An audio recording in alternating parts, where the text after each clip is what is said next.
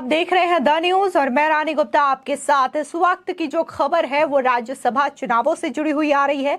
आपको बता दें, दरअसल राज्यसभा की सभी 11 सीटों पर निर्विरोध उम्मीदवार चुन लिए गए हैं। यहां पर जाहिर तौर से विपक्ष को बड़ा झटका है, तो वहीं बीजेपी के लिए यह बड़ी जीत है, क्योंकि यहां पर बीजेपी के जो उम्मीदवार हैं उनकी संख्या राज्यसभा में कहीं ज्यादा अधिक बढ़ चुकी है। तो वहीं अगर हम एनडीए के भी उम्मीदवारों को मिला दे तो यहां पर जो ताकत है वो दुगनी हो जाती है। लेकिन विपक्ष की सीटें लगातार कमजोर होती जा रही है, लगातार कम होती जा रही है। तो वहीं अगर हम बात राज्यसभा चुनाव में सीटों की करें तो यहां पर पश्चिम बंगाल, गुजरात और गोवा की एक सीट शामिल है। आपको बता दें, दरअसल पश्चिम बंगाल की 6 राज्यसभा सीटें थी जिसमें निर्विरोध उम्मीदवार चुने गए हैं। तो वहीं गुजरात की भी 3 राज्यसभा सीटें रही जिनमें से बीजेपी के तीनों उम्मीदवारों को निर्विरोध चुना गया है। तो वहीं गोवा की एक सीट में भी राज्यसभा के उम्मीदवार रहे बीजेपी से, उनकी भी जो जीत है वो सुनिश्चित हो गई है निर्विरोध तरीके से। आपको बता दें कि गुजरात की गांधीनगर सीट से विदेश मंत्री एस जयशंकर ने नामांकन भरा था और तभी से यह कहा जा रहा था कि गुजरात में विदेश मंत्री एस जयशंकर की जीत सुनिश्चित है। लेकिन अब उनकी जीत जो है वो आ चुकी है सामने और यहां पर देखा जा रहा है कि विदेश मंत्री एस जयशंकर दूसरी बार राज्यसभा सीट पर पहुंचे हैं।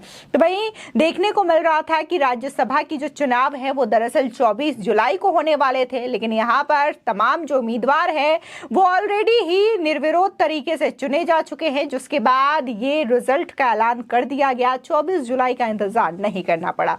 बता दें, दरअसल राज्यसभा की सभी 11 सीटों पर निर्विरोध उम्मीदवार चुन लिए गए हैं। पश्चिम बंगाल की 6, गुजरात की 3 और गोवा की 1 सीट पर मतदान की नौबत अब नहीं है। पश्चिम बंगाल की 1 राज्यसभा सीट पर उपचुनाव में भी मतदान नहीं होने वाला। विदेश मंत्री एस जयशंकर, टीएमसी नेता डेरेक ओब्रायन समेत सभी उम्मीदवार की जीत सुनिश्चित हो गई है। राज्यसभा के लिए 24 जुलाई को मतदान होना था। बता दें कि 11 सीटों में से टीएमसी के 6 और बीजेपी के 5 उम्मीदवार जीत करके राज्यसभा में पहुंचे हैं। इसके साथ ही राज्यसभा में बीजेपी की 1 सीट और बढ़ गई है।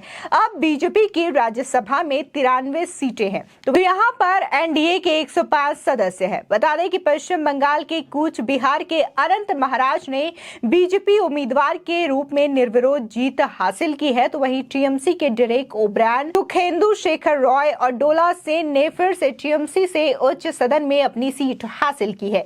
इसके अलावा अन्य उम्मीदवार साकेत गोखले, समीरुल इस्लाम, प्रकाश चिक बड़ाइक टीएमसी की ओर से राज्यसभा जा रहे हैं। वहीं गोवा से बीजेपी के सदानंद तनावड़े की जीत हुई है। बता दें कि विदेश मंत्री एस जयशंकर गुजरात से दूसरी बार राज्यसभा पहुंचे हैं। तो वहीं बाबूराव देसाई और केसरी देव सिंह झाला पहली बार राज्यसभा के लिए चुने गए हैं। बता दें, दरअसल राज्यसभा चुनावों के लिए विदेश मंत्री ने पहले पर्चा दाखिल किया था। इसके बाद बीजेपी के 2 अन्य उम्मीदवारों ने एक साथ नामांकन किया था। विधानसभा में बीजेपी के संख्या बल को देखते हुए ये पहले से ही उम्मीदवारों का निर्विरोध निर्वाचन तय माना जाता रहा था। पिछले साल हुए विधानसभा चुनावों में बीजेपी ने बड़ी जीत हासिल करते हुए 182 में से 156 सीटें जीती थी। इसे ऐतिहासिक जीत बताया गया था। बता दें कि विधानसभा में बीजेपी का कुल संख्या बल 159 सदस्यों का है। 3 निर्दलीय भी सरकार को समर्थन दे रहे हैं। ऐसे में अगर बात हम गोवा की करें तो गोवा से भी बीजेपी की जो गोवा इकाई के अध्यक्ष रहे हैं सदानंद तनावड़े, उनको राज्यसभा की एकमात्र सीट होने के कारण ये दी गई है और देखने को मिला था कि उन्होंने मंगलवार को ही अपना नामांकन पत्र दाखिल किया था और ये कहा जा रहा था कि 24 जुलाई को मतदान होंगे, क्योंकि उससे पहले ही उनकी जीत जो है वो सुनिश्चित हो गई है। कि तनावड़े का भी बिना किसी मुकाबले के सर्वसम्मति से चुना जाना पहले ही तय माना जा रहा था, क्योंकि गोवा में सभी विपक्षी दलों ने संयुक्त रूप से बीजेपी उम्मीदवार के खिलाफ एक भी उम्मीदवार नहीं उतारा था। ऐसे में तभी से माना जा रहा था कि तनावड़े की जीत यहां पर सुनिश्चित है। तो वहीं बता दें, दरअसल गोवा की 40 सदस्यीय विधानसभा में बीजेपी के 33, कांग्रेस के 3, आम आदमी पार्टी के 2 और गोवा फॉरवर्ड पार्टी तथा रेवोल्यूशनरी गोवंस पार्टी के 1-1 विधायक हैं। अभी हाल ही की अगर बात हम करें तो यहाँ पर राज्यसभा में कांग्रेस की एक सीट कम हो गई है, तो वहीं बीजेपी की एक सीट और भी बढ़ गई है। बीजेपी और सहयोगी दलों की सीटें मिलाकर 105 रहेंगी। बीजेपी को 5 मनोनीत और 2 निर्दलीय सांसदों का समर्थन मिलना भी तय है। इस तरीके से सरकार के पक्ष में 112 सांसद हैं, जो बहुमत के आंकड़े से 11 दूर है। सरकार को बहुजन समाज पार्टी, जेडीएस और टीडीपी के एक-एक सांसदों से भी समर्थन की उम्मीद है। वहीं दिल्ली के अध्यादेश के विरोध में 105 पार्टियां हैं। ऐसे में सरकार को बीजेडी और वाईएसआरसीपी के मदद की आवश्यकता होगी। इन दोनों पार्टियों के 9 सांसद हैं। बीजेडी ने कहा है कि वो बिल सदन में चर्चा और मतदान के लिए आने पर सदन में ही फैसला करेगी। इसी के साथ ही वाईएसआरसीपी ने भी अभी तक अपने पत्ते नहीं खोले हैं। बता दें कि गुजरात में राज्यसभा की कुल 11 सीटें हैं। इनमें से 8 सीटों पर अभी बीजेपी का कब्जा है, लेकिन अप्रैल 2026 में बीजेपी सभी 11 सीटों पर काबिज हो जाएगी। कांग्रेस के पास जो 3 सीटें हैं वे बीजेपी के पास आ जाएंगी।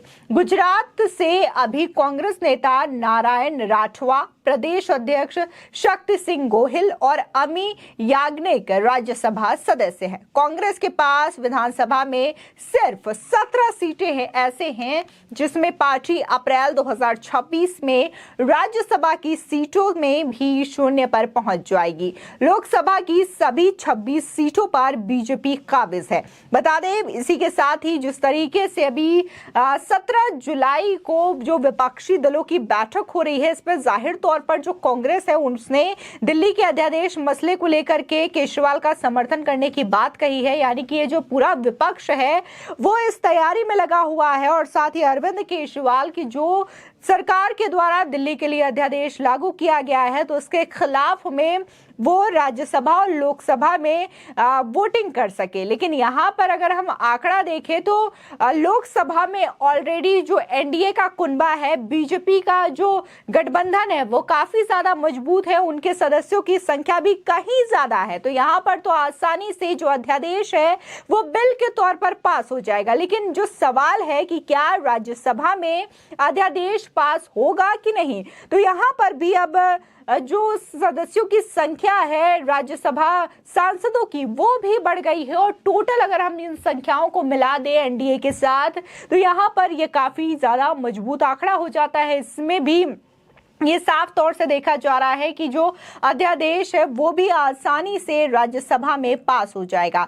यानी कि ये विपक्ष के लिए बहुत बड़ा झटका है। जो विपक्षी दल अभी एकजुटता का बखान कर रही है, अरविंद केजरीवाल जो कि अध्यादेश के मसले पर समर्थन मांगने के लिए तमाम पार्टियों के साथ मुलाकात कर रहे थे, तो उनके मंसूबों पर ये साफ तौर से पानी फिरता हुआ नजर आ रहा है। क्योंकि कहा यह जा रहा है कि जैसे ही मॉनसून सत्र शुरू होगा दिल्ली का ये अध्यादेश बिल के तौर पर पारित करने के लिए सदन में पेश किया जाएगा। और जब एक अध्यादेश या फिर किसी तरीके का कानून बनाया जाता है तो उसे दोनों सदनों से सम्मति मिलना बेहद जरूरी होती है। और यहाँ पर जो एनडीए है, जो बीजेपी है, उसकी ताकत कहीं ज्यादा मजबूत देखी जा रही है। तो ऐसे में दिल्ली का जो अध्यादेश है उसे पास होना चाहिए, ये कई सारे विशेषज्ञों का भी कहना है। फिलहाल इस खबर को लेकर के आपकी क्या राय है, हमारे कमेंट सेक्शन में जरूर बताएं। आगे की और भी अपडेट के लिए चैनल को सब्सक्राइब करना ना भूलें।